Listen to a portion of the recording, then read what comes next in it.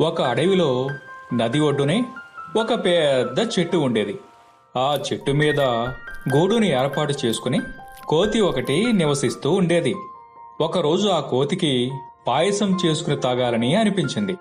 వెంటనే అడవికి ఆనుకుని ఉన్న ఊరిలోకి ప్రవేశించింది. ఒక ఇంట్లోకి చొరబడి పెద్ద గిన్నెను దొంగిలించింది. అలాగే వేరే వేరే చోట్ల పాయసం చేసుకోవడానికి కావలసినవన్నీ ఎత్తుకొచ్చింది. అడవిలో తను ఉంటున్న చెట్టు క్రిందకు వచ్చి రాళ్లు పేర్చి పొయ్యి పెట్టేసింది. దాని మీద గిన్నెను పెట్టి తర్వాత పాయసం చేసుకోవడానికి అవసరమైనవన్నీ వేసింది. కొంతసేపటికి పాయసం పొంగు వచ్చింది. కానీ దాన్ని కలపడానికి గరిటె మాత్రం లేదు. అందుకని కోతి తన తోకతోనే పాయసాన్ని కలిపింది. ఇంకేం, ఆ కోతికి తోకకాలి మంట పెట్టడంతో అది అరుస్తూ అడవంతా పరుగులు తీయడం మొదలుపెట్టింది. అలా పరుగులు పెడుతున్న కోతిని చూసిన నక్కబావ, ఏం కోతిమిత్రమా, అలా అరుస్తూ బాధపడుతున్నావు? ఏమైంది? అని అడిగాడు. నాకు పాయసం తాగాలనిపించింది. పాయసం కలబెట్టడానికి గరిటె లేదు. అందుకని నా తోక ఎత్తి కలబెట్టాను. అబ్బా మంట! అంది కోతి బాధగా.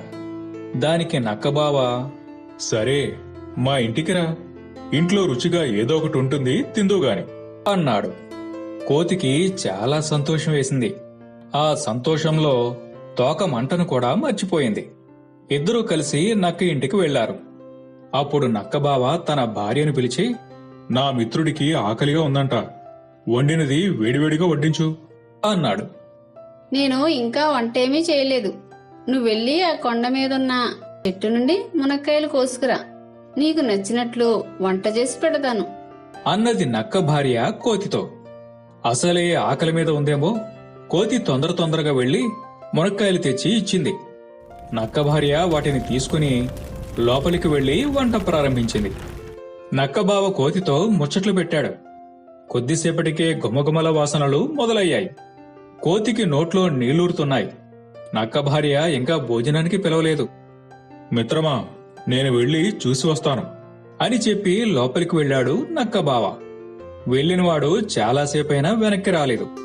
కోతికి మళ్లీ కడుపులో ఎలుకలు పరిగెత్తడంతో ఆగలేక మెల్లగా వంటగదిలోకి వెళ్లి చూసింది.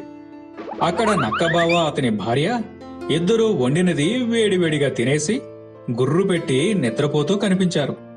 తనకు కొద్దిగా కూడా మిగల్చకుండా గిన్నెలన్నీ ఖాళీ చేసేశారు. కోతి చాలా బాధపడింది.